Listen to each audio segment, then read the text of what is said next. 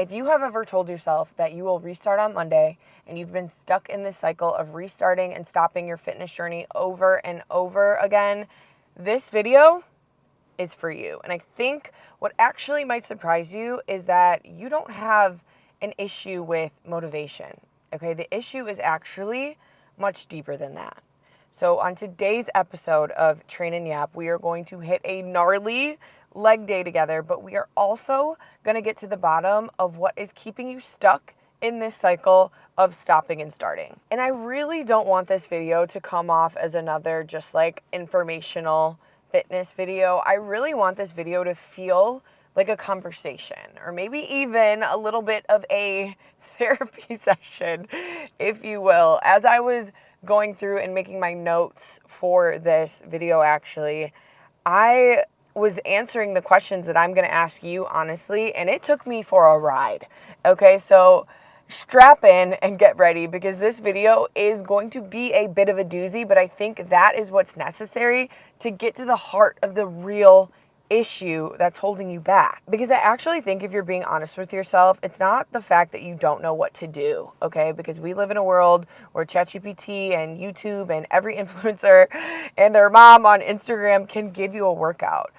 I think what's holding us back is actually lying in those deeper, darker parts of ourselves that we like to shy away from, hide, and don't like to confront often, like shame, fear, disappointment, perfectionism, and these identities that we make up about ourselves. I want to shine some light on those things today. Like, look at me. I want to shine some light on those deeper, darker parts of ourselves. So I'm going to start this video by asking you 5 tough questions, and if you answer these honestly, they truly are going to awaken something in you, make you feel a little bit uncomfortable. Like, truly, that is the goal of this video.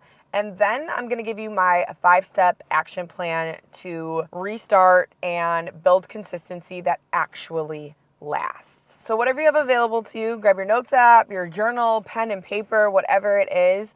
I really want you to answer these next 5 questions honestly, thoughtfully, sit with them for a minute. I truly believe that all transformation begins with awareness. Awareness is key. You can't fix what you don't know. You can't address what you don't know about yourself. Hopefully, these questions spark something in you. I think you might be surprised with what actually comes up. I'm going to give you the questions now, and don't worry, we are going to unpack them after we get our workout in together, but I don't want to give you too much context as I tell you these, because I want the answer to just come from you. I don't want to lead you in any way. Question 1. I have my notes down here. We're serious today, girls. We are serious. Question 1. When did you stop believing that you were somebody that works out? And honestly, that could also be, why have you never believed that you were somebody that works out? So either one of those questions. Question 2. What happened the last time you tried? What happened the last time you took a class, got in the gym, tried to start a new plan? What was the result? What happened? Question 3. Ooh, this one's tough. This one, we're getting deep here. Whose voice do you hear when you miss a workout? Ooh, that is a good one, because I know, let me stop.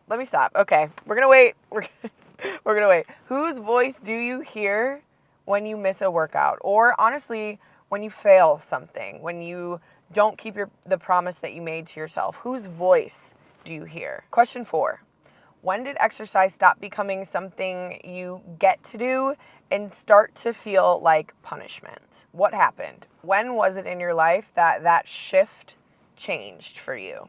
And question 5, when it comes to fitness, what story are you telling yourself that might no longer be true? What is the story that comes up in your head that you might be able to poke some holes in if you thought about it and if you were actually honest with yourself? Those are the 5 questions. I know that some of those are very heavy. You don't have to have the perfect answer right now, but I want you to sit with them, think about them.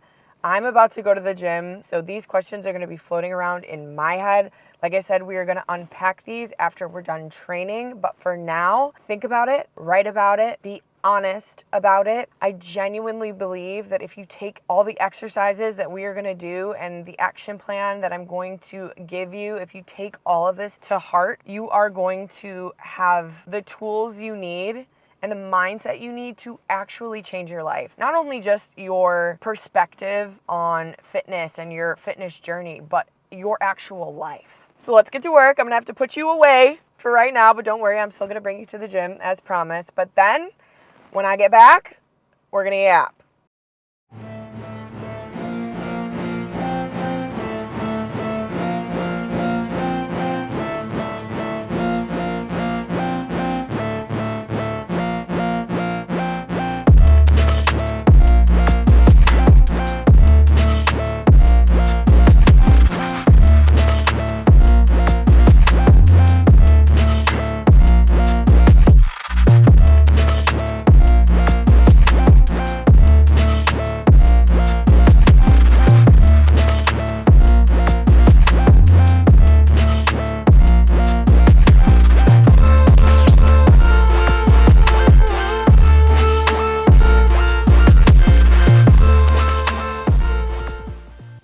It's just funny the things you catch yourself doing in the gym, because I'm obviously filming this leg day workout and I brought my hoodie. Even though I'm not cold, I'm actually quite hot to cover up my stomach rolls when I sit down. It's really important to catch yourself in these moments, because having a belly that rolls over your shorts when you sit down to do a quad extension does not take away from your strength, does not take away from your beauty, it does not take away from your femininity and your value, your worth. I could easily film this quad exercise with my hoodie on, pretending to be confident, but in reality, I think it's much more powerful to own that little insecurity. I just wanted to call that moment out to you guys, for one, to let you guys know that you are never alone. We all have bad body image days in the gym, but two, and more importantly, to get you used to rerouting that conversation in your brain. It's in these moments where you really just have to focus on what your body is doing, and the fact that you are in the gym, the fact that you showed up, and it really doesn't matter what your body looks like while you're performing these movements, because it is such a gift to be able to be doing these movements in the first place. So I'm gonna sit down and I'm gonna do this quad extension, and I'm gonna let my belly rolls hang out as they naturally would, and I'm gonna be confident in it, not because of the way that my body looks, but because of what my body is doing.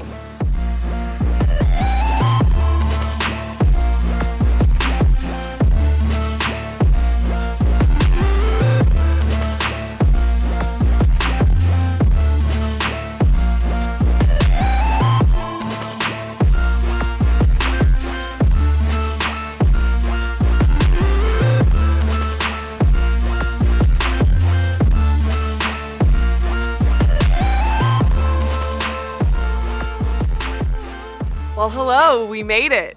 Welcome to the yap portion. My legs are absolute jello. I'm always shocked by how humbling just 4 movements is, but when you are putting your all into those 4 movements, chef's kiss, beautiful workout, quick, efficient, effective. I hope that while I was training, you were giving some thought to those questions that I had asked you earlier. I did expect those questions to hopefully make you a little bit uncomfortable, because I do think real change has to come from a place of honesty, and sometimes honesty makes us uncomfortable. And I want to talk about the first question that I asked you, which was, when did you stop believing that you were somebody who works out? And I added that additional perspective of maybe you've never been somebody who thinks you've worked out. And I ask you this because there's normally an event that occurs that shifts your identity. Maybe you had a kid, maybe you had a breakup, maybe you were diagnosed with PCOS, PMDD, endometriosis, maybe your body has changed, maybe you had an injury, maybe work just was super overwhelming. And in any of those events, whatever it is that you put down on that paper, that was an event that shifted your identity from someone who used to work out to someone who now no longer works out. And the latter of that is such a heartbreaking sentence to me, because that means that your healthiest, strongest, happiest days are now behind you. But the beautiful thing about identities are that they are just stories that we tell ourselves about ourselves. We can always rewrite that story. I want to challenge you to, instead of thinking about how do I get back to who I used to be, I want you to start thinking about who do I want to be in the future, because at the end of the day, your healthiest days may not have been in your teens and in your 20s. Maybe they're your 30s, your 40s, your 50s. You have no idea. So who do you want to be in the future? Question 2 was, what happened the last time you tried? I think this question is important because a lot of people aren't restarting their journey from zero. They're starting their journey from some type of disappointment. And maybe it was you lost 40 pounds and then you gained it all back. Maybe you spent hundreds of dollars on a program that you never touched, or you started the year off strong going to the gym in January and then February the gym never saw you. Maybe somebody made a rude comment about your body, or honestly maybe life just got hard. And I think the issue is that instead of seeing that as evidence that life happened, you saw that as evidence that you failed. And those are two very completely different things. Let me be so clear.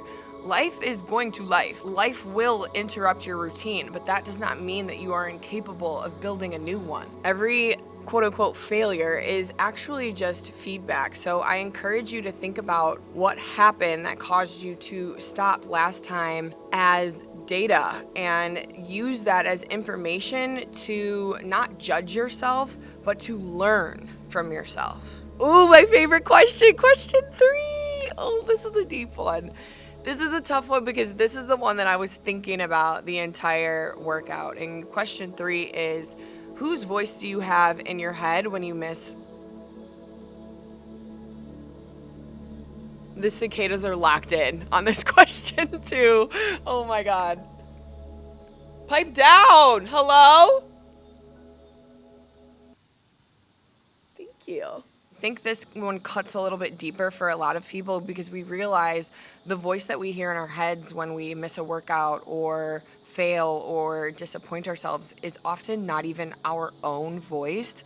A lot of the times it's a family member that used to make awful comments about your body, an ex that made you feel unattractive, a PE teacher that embarrassed you in 4th grade, an old quote-unquote best friend that used to make comments about your weight, or maybe it's just social media and all the messages that you're constantly consuming that are telling you that your body is not enough. Eventually, those voices become your inner dialogue, and that's dangerous because then something as simple as missing a workout becomes proof they're right. Except they're not. They're not right. They're not right. They are just loud. There's a very big difference. So to challenge that voice, whatever it is that you wrote down on your paper, I want you to think about rewriting that conversation in your head when you miss a workout. Would you speak to your best friend that way? Would you speak to somebody that you love that way? And if the answer is no, sister, why are you speaking to yourself that way? Question 4 is a little bit self-explanatory. I've talked about this a lot. When did movement become punishment for you rather than a privilege? I think that this is one of the saddest things that diet culture has stolen from women. Movement became something you owe, and food became something you had to earn instead of training just being an experience. I'll honestly just share my answer with you. I think the moment where I really realized that movement became a punishment was watching The Biggest Loser growing up with my mom, watching people damn near fall off the treadmill trying to keep up for those last chance workouts, people being shamed for their body, people being screamed at, people being told to give absolutely everything they had, and that was the only way that they could lose weight, and them losing weight was the only way that they could prove that they were valuable, they were a winner, they were a champion, and that just, I can't even tell you the damage that The Biggest Loser did to my little developing brain. You don't have to go to the gym because you ate a pizza. You get to go to the gym because your body is capable of doing incredible things, and you deserve to see what those things are. Pinpointing that moment where movement became a punishment for you and really rewriting that story, I think there's so much power in that, because movement is at its core a privilege. Not everybody gets this opportunity. The purpose of movement isn't to burn calories. It's to build strength, build a life, build longevity, independence, and truly the body that you want to live in for the next 50 years. Rewriting that story and trying to undo all the damage that The Biggest Loser and really just like any movie in the early 2000s or TV show in the early 2000s did to my brain has been, it's a work in progress, but we shall prevail. And last question, what story are you still telling yourself that may no longer be true? And I think this one is the most important. Maybe it's, I'm lazy, I never finish anything, I'm not disciplined, I've always struggled with my weight. Those all may have been true at one point in your life, but are they actually still true now? If you really think about it, are you not disciplined? If you really think about it, are you lazy? Or is that just a story you tell yourself to get out of doing hard things? Because at the end of the day, your brain is always going to look for evidence to support the story that you believe about yourself. Maybe today and this journey and everything you get out of this video isn't about changing your body. Maybe it's actually about rewriting the story that you've always believed. Rewriting who you are, redefining a new identity, and stepping away from any negative storyline that has been running your life for years. But I hope those questions made you reflect a little bit and help you understand that your problem isn't actually finding motivation or sticking to the perfect workout plan. Your issue and your obstacle is actually rebuilding trust with yourself. So what does that actually look like? Let's get into the 5-step action plan right now. Step 1, you are going to define your real why. You've heard me talk about this a million times. I could honestly do an entire video on defining your why. Before you choose any workout split, any calorie deficit, or buy the new gym fit, you have to understand why you're actually doing this. And I don't mean the answer that you think you should give. Like, I want to lose 10 pounds, or I want to look good in a bikini, or even I just want to be healthy. All of those may be true. However, those are not your actual real why. Those answers are not necessarily wrong, but they're definitely not going to be enough to carry you through the days where motivation is nowhere to be found. You're gonna have to have something raw, real, and emotional that gets you off the couch. So 2 important questions that I'll pose to you here to help you get to that real, raw why would be 1, what am I hoping fitness will give me? Do I want more energy? Do I want to feel more connected to my body? Do I want to be around for my grandchildren? Do I want to be able to live independently well into my 80s and 90s? Maybe you want to prove to yourself or someone else that you can actually start and finish something, or honestly, maybe it's just that you are sick and tired of avoiding photos and clothes and mirrors and experiences because you don't like the way that you look. That to me is sad. It's emotional. It stirs something up inside you that's going to create an action to get you up off the couch. If you're not touching that emotional core, if your why doesn't make you cry, I'm sorry to tell you, but that is not your why. And I'm going to push you one step further with that question and ask you, what happens if nothing changes? How would you feel 6 months or even a year from now if you continue putting yourself last? What becomes harder? What gets scarier? What opportunities will you no longer be afforded? What version of yourself are you inevitably delaying? And one more little tip here when you're defining your why, and I really think this is so important, so write this down. Your why should never be about escaping or defaming the body that you have.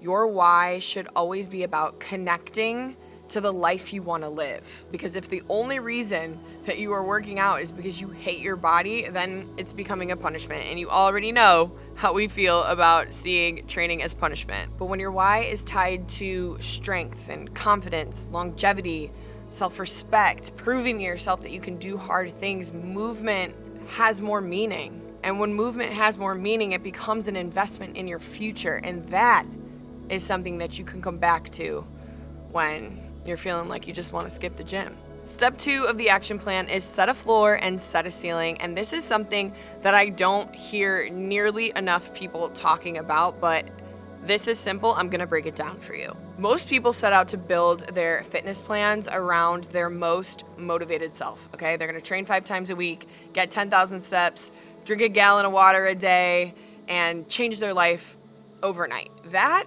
is a ceiling, okay? That's the best case scenario. That's what you can do when your energy is high, work is going well, you just hit your follicular phase, life is going all according to plan, everything is good in the hood. But what happens when work gets stressful?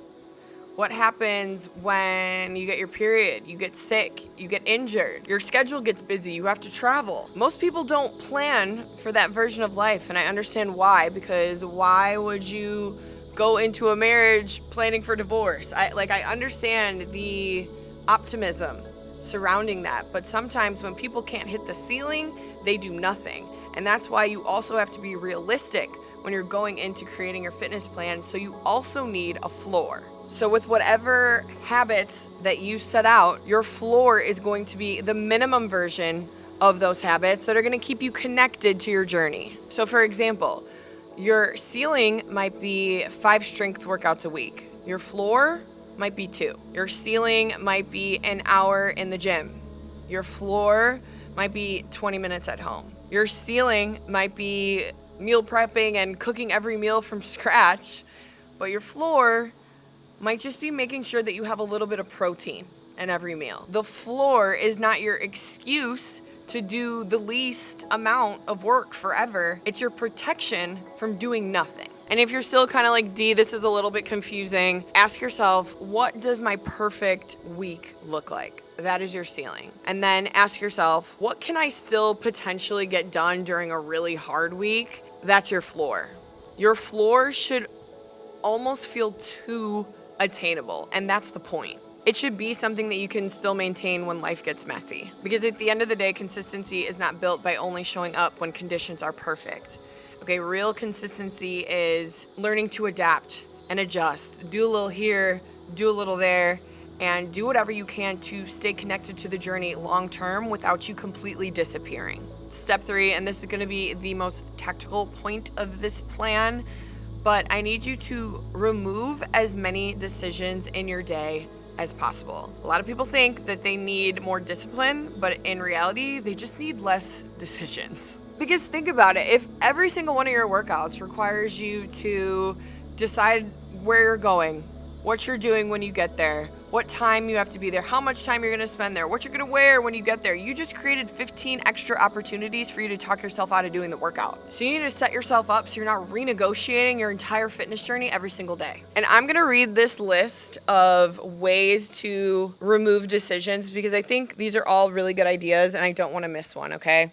So, reading from my notes, choose your training days before the week begins and schedule them like appointments, okay? We know this, non-negotiable. Put them on your calendar like appointments. That was step 2.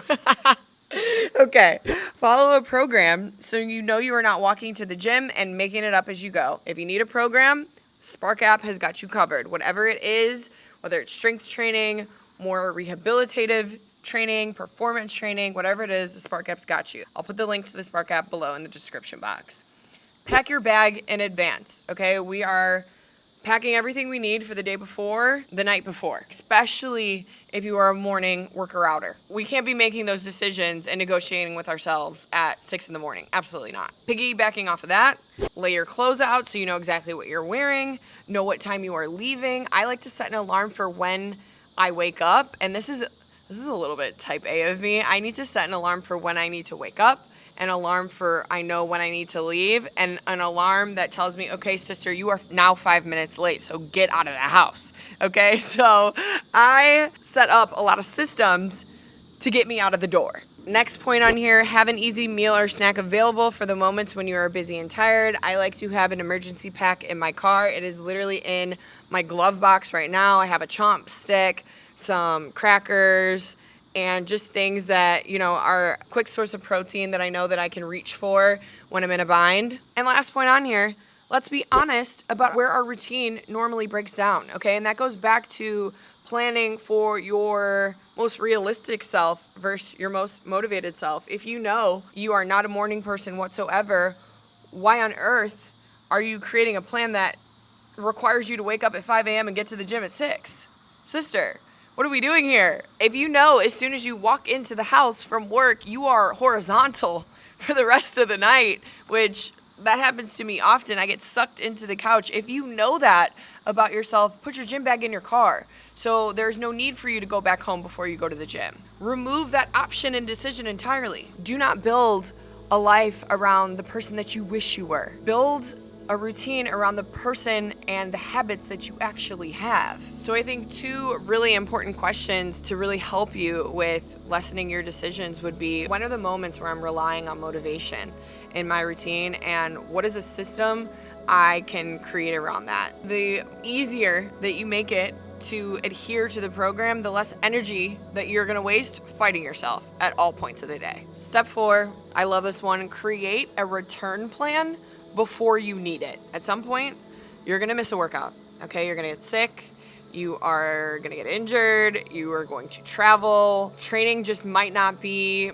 your priority for that week or that month because life demanded your attention elsewhere. That does not mean that the plan failed, okay? That means that you are a human being. So the problem is not that people get interrupted.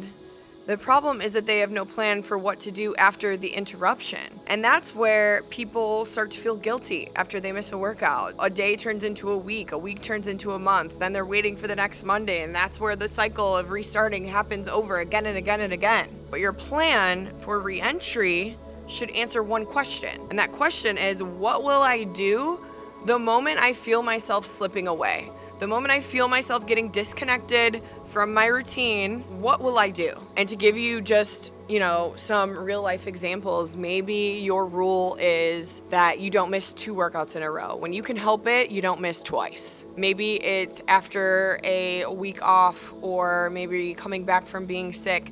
Maybe your re-entry plan is your floor plan rather than your ceiling plan, your floor workouts for a week. Maybe you decide that when you take a week off from strength training because maybe you just got bored, maybe your re-entry plan is, I'm gonna go take a fun class with my friends to get used to moving my body again. The goal is not to punish yourself for getting out of rhythm. The goal is to shorten the amount of time it takes for you to get back into rhythm. When you do return, you are not overcompensating, right? You are not doing 2-a-days, trying to make up for something. You're not slashing your calories in half. You're not earning anything. You're just getting back to it.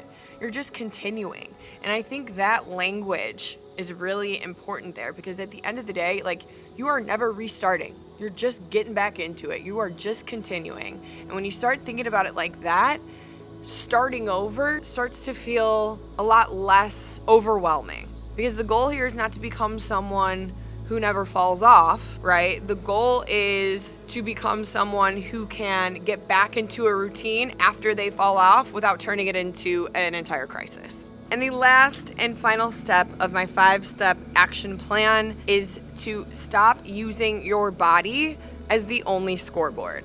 This is where I see the most amount of women go wrong. Your body should not be the only evidence that you are compiling to show that your efforts are working, okay? Because your body, honestly, it doesn't change on demand. The scale can fluctuate daily. Your progress photos can look different depending on what camera and angle and lighting you took it in. The amount of stress you're under, your cycle, how you slept, how you digested the food that you ate the night before, all of that plays a role into how your body looks. But if that's the only piece of data that you are looking at to measure your progress, you can be making so much meaningful progress and still convince yourself that nothing is happening because you haven't seen some dramatic change in your physical appearance. And that, sister, is how so many women abandon the habits that are actually making their lives better, making their bodies healthier. So what do? We have to build a bigger scoreboard. And what does that look like? Am I getting stronger? Do I have more energy throughout the day? Is my mental health better? Am I sleeping better? Am I finding less resistance towards going to the gym? Am I more confident in my abilities? Is my mood improving? Am I recovering better? Are my clothes fitting differently? Am I keeping promises to myself? Did I actually have a hard week and make it back to the gym the next week? Can I now handle one imperfect choice without throwing the whole day away? That is all measurable progress. Those are not consolation prizes. That is real, intentional progress. And more importantly, those are signs that your life is actually changing. So who are you to say that a bigger butt is more important than all of that? Okay? You sound stupid. I'm sorry. I'm sorry. If you believe that. You sound crazy, sister, but I'm here to walk you through it. I'm here to hold your hand. Grab my hand. A little bit of tough love, okay? I have to, because what are we actually doing here when a bigger butt is more important than everything I just listed? Please. When you start to notice those things as wins, you stop obsessing over your body and constantly needing your body to reassure you that your effort is actually working. Your body is one part of the scoreboard, okay? Not the entire journey. Let me say that again, in case you didn't hear me. Your body is one part of the journey, not the entire scoreboard. Build a bigger scoreboard. And those are my 5 steps. I hope that all made sense. A little bit of tough love thrown in there, but I think we need it. I don't think you need another extreme plan. You just need 5 things to break that cycle. And to recap, 1, you need a reason that means something to you. 2, you need a floor that keeps you connected to the plan. And you need a ceiling that inspires you and allows you room to grow. 3, you need systems that remove decisions and make things easier for you from the day to day. 4, you need a re-entry plan when you inevitably fall off. Arguably the most important step. And 5, my favorite, you need a definition of success that is bigger than what you see in the mirror. Maybe this is not your first attempt, and maybe you have started and stopped more times than you can count. But I want you to know that does not mean that you are incapable. That does not mean you are a failure. That does not mean that this is impossible for you. And I think a really key thing to remember here is that the goal is not to become the woman who never misses a workout. The goal here is to become the woman who doesn't abandon herself when she inevitably does. So I hope these questions have helped you really dig a little bit deeper into the reasons that you have felt that you couldn't be consistent, the storylines that you've told for so long and believed about yourself. I really think it is time to not only find a new plan or create this new action plan for yourself, but it's really time to rewrite that new story for yourself and for your future self. So as you are restarting or starting for the first time, I want you to choose your next step with intention. I want you to make it realistic. I want you to keep the promises that you made to yourself. And honestly, when life interrupts you, as it inevitably will, I want you to keep showing up. I truly think that this is the video that I needed so many times. So I genuinely hope this gave you some new perspective. I hope that this changed the way that you look at continuing your fitness journey. And if you liked this video and if you did find it helpful, I would really appreciate a like, a subscribe, a follow, a comment. Tell me what you did or didn't like or what stuck out to you most. I love looking at the comments and seeing the feedback that you guys have. YouTube is still a new journey for me, but I really do feel like I can be the most helpful, the most valuable, and the most myself on YouTube. I'm so proud of the little family, the little unit, the little team that we are building here. And I cannot wait to watch this grow, but honestly, watch you grow as well. That's my goal. Love you, mean it, and I'll see you in the next one.